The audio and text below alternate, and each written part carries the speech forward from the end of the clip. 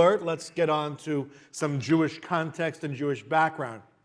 According to Exodus Rabbah, the big midrash on Exodus quoted in Bach's Jesus in Context, it is related of Rabban Gamaliel, Rabbi Joshua, Rabbi Eliezer, and Azariah, and Rabbi Akiva. That's a whole, almost a club. That they went to Rome, which they never did, but it's a story, and taught there, the ways of God are not as the ways of man, who makes a decree enjoining others to do a thing, while he does nothing, God not being so.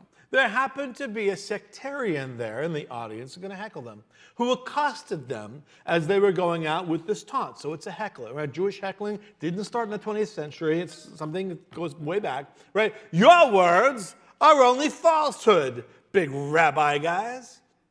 Did you not say, that's in the original Aramaic, did you not say that God says a thing and fulfills it? Then why does he not observe the Sabbath?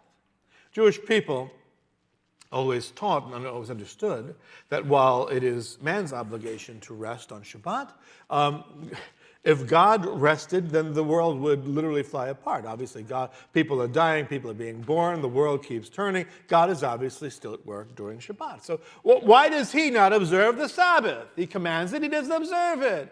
And they replied, and I love this because this is so Jewish. These are 5 rabbis, right? These are big rabbi, big shots. And they replied to this heckler, wretch! Is not a man permitted to carry on the Sabbath in his own courtyard? In other words, if it's his courtyard, can he not do things within his own domicile? He replied, yes. Whereupon they said to him, both the high and the lower regions of the courtyard of God. Heaven and earth, courtyard of God. As it says, the whole earth is full of his glory.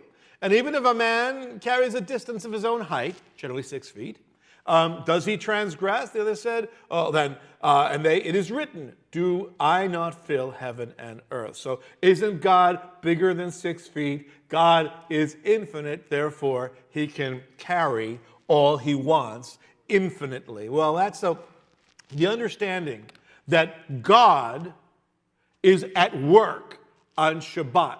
So imagine when someone says, well, we all know that God is at work on Shabbat.